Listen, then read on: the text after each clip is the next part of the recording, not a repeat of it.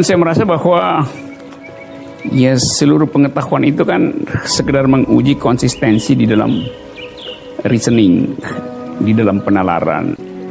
Filsafat sebetulnya mirip dengan matematik karena ingin menguji konsistensi. Matematik hanya menguji konsistensi. Jadi bagian yang sama antara matematika dan filsafat adalah di dalam memelihara keruntunan penalaran. Salah bernalar dalam matematika dan salah bernalar dalam filsafat itu fatal.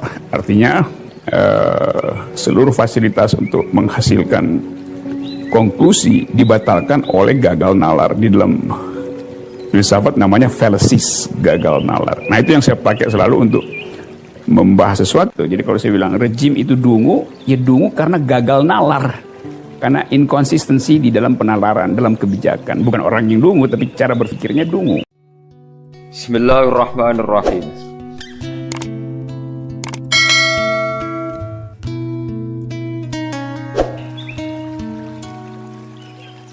Nah, yang hilang dari peradaban modern adalah Allah itu tidak begitu hadir di hati kita. Saya sering cerita di mana-mana, teks hadis itu sebenarnya berbunyi gini, ini hadis sahih. Mangka na yu'minu billahi wal yaumil akhir fal yukrim jarohu. Ada yang fal yukrim jarohu doifahu, ada yang fal yakul khairan aw yasmut.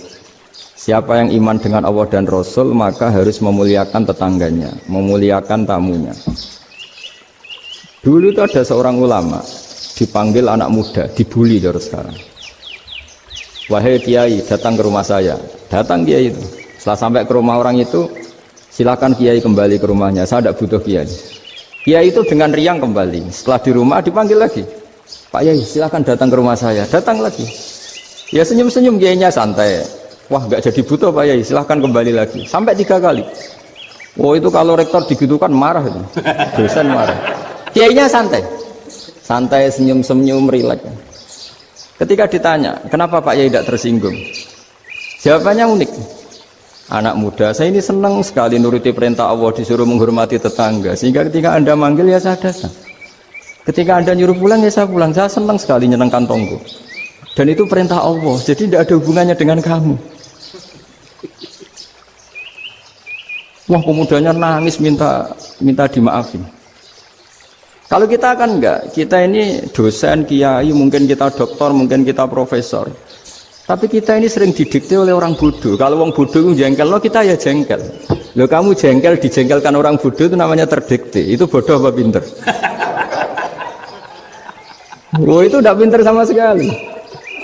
Kalau betul-betul kamu pinter, hanya bisa didikte oleh Allah Subhanahu wa ta'ala.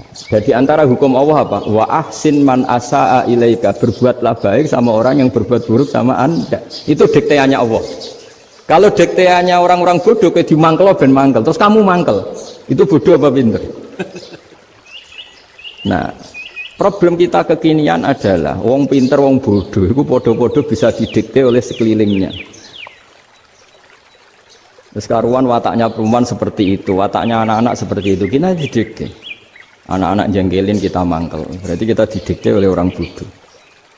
Makanya agama itu unik, kadang ngendikan wa ahsin man asa'a ilaika, kadang wasil man qata'aka, sambunglah orang yang memutus kamu. Karena dengan demikian kita hanya didikte oleh Allah Subhanahu wa ta'ala, bukan didikte oleh hukum sosial.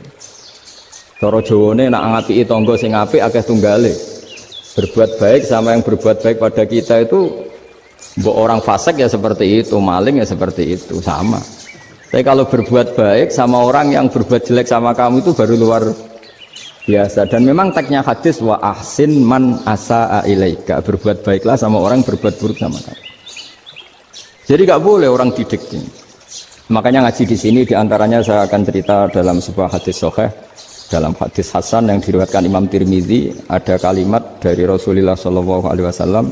Dawe Nabi, la takunu imma'atan taquluna in ahsanan nasu ahsanna wa in zalamu zalamna walakin watti'u anfusakum in ahsanan nasu an tuhsinu wa in asa'u alla tazlimu. Kamu jangan jadi orang yang mudah diombang-ambingkan oleh orang sekeliling kamu, yaitu kamu mengatakan jika orang baik ke saya akan baik, jika orang buruk ke saya juga akan membalas buruk. Itu namanya Anda didikte. Tapi berkomitmenlah kamu akan berbuat baik meskipun orang lain berbuat buruk. Nah sekarang logika sosialnya begini. Kalau di Indonesia itu ada 1000 kiai, ada 1000 profesor yang ingin membenahi Indonesia. Rata-rata orang awam itu semau gue. Terus mereka mendikte kita. Perilakunya nggak simpatik, perilakunya jengkelin. Terus 1000 profesor ini ikut jengkel. Itu kira-kira jadi solusi apa goblok bareng? Sama 1000 kiai ini ikut jengkel. Ini jadi solusi apa goblok bareng? Goblok bareng. Nah problem sekarang kita ini biasa didikte orang bodoh. Nah makanya ciri khas orang muslim itu kata Nabi mangkana yu'minu billahi wal yaumil akhir. Jadi baik tetangga karena perintahnya Allah dan Rasul. Pentingnya apa? Bedanya karena berbuat baik ini perintahnya Allah, mbok tonggo apik lah kita tetap apik karena perintahnya Allah dan Rasul. Begitu juga dengan hubungan dengan istri, dengan anak. Mbok bojomu lagi cerewet lah ya tetap apik. Karena dengan cara itu kita hanya tunduk kepada Allah dan Rasul. Tapi kalau kamu istri saya kalau baik ya saya baik, kalau enggak ya enggak. Berarti Anda didikte oleh perilakunya dia. Itu latihan, ya kalau dalam bahasa pondok, latihan jadi wali itu yang paling berat. Nabi itu kalau sama orang munafik itu sabarnya Masya Allah. Padahal Nabi berso kalau orang itu orang munafik. Karena dengan cara seperti itu, bahwa kebaikan Nabi pada seseorang itu atas perintahnya Allah dan Rasul, bukan atas nama servis. Kalau Nabi hanya baik kepada Abu Bakar, itu mungkin orang bilang, wis adune wong Abu Bakar baik sama Nabi. Tapi kalau Nabi baik sama orang munafik, Abdullah bin Ubay bin Salul, itu kalau nggak perintahnya Allah dan Rasul itu nggak bisa. Nah ini cobalah berlatih seperti itu, sehingga kita tidak mudah didikte. Ya tak ulang lagi, nggak mudah apa? Didikte. Maka di antara kebaikan Allah dan Rasul adalah bahkan orang dolim saja diberi jatah rahmat. Makanya tadi seperti mukadimah yang dibaca Pak Haris tadi, agama ini rahmatan lil alamin. Orang yang dolim saja dapat jatah apa? Rahmat, apalagi yang soleh. Nah kemudian yang perlu dicatat, kenapa kita menjadi enjoy dengan Islam? Islam itu adalah agama yang tidak didikte oleh materi. Jadi kalau Anda ingin makan enak, mungkin kalau pikiran kebanyakan orang, anak-anak muda yang milenial, yang gaul, ingin makan enak ya makan yang disukai. Misalnya sate atau bakso Malang atau apa. Kalau orang-orang yang jadi wali nggak gitu cara berpikir. Ini yang masih orisinil. Ditanya, ini dunia baru kesulitan makanan, baru resesi. Cara makan enak gimana? Jawabannya lucu. Ya gampang, idamuhu alju. Idam itu lauk. Kalau kamu ingin makan lauknya paling enak apa? Alju. Kamu harus lapar banget. Sampai kalau puasa itu melihat tempe itu wah luar biasa. Tapi kalau kamu nggak puasa, air putih itu nggak menantang. Tapi kalau puasa, tempe, air putih itu menarik dan Anda tetap lahap. Apa? Karena lauk terbaik adalah alju, yaitu lapar. Lah tapi kita ini enggak, kita ini kayak orang bodoh. Kayak orang bodoh tadi, profesornya makan nyaman ya kalau sesuai selera. Nah itu kan sama dengan anak-anak ABG. Anak ABG itu makan lahap ya kalau yang disukai. Lalu bedanya apa ABG sama profesor? Kalau cara berpikir masih sama kan itu. Kiainya juga gitu. Kiai makan enak kalau yang disukai, kalau enggak. Lalu bedanya apa kiai sama orang awam? Orang awam juga gitu, makan lahap ya kalau yang disukai. Nah ternyata perilaku kita ini yang pintar sama yang bodoh sama maksudnya. Kalau kamu ingin berkasta lebih baik, itu cara makan enak itu apa? Idamuhu al-ju'. Lauk terbaik adalah karena kita sangat lapar. Makanya masyhur dalam cerita-cerita tarikh sirah nabawiyah. Nabi diberi hadiah, beberapa hadiah.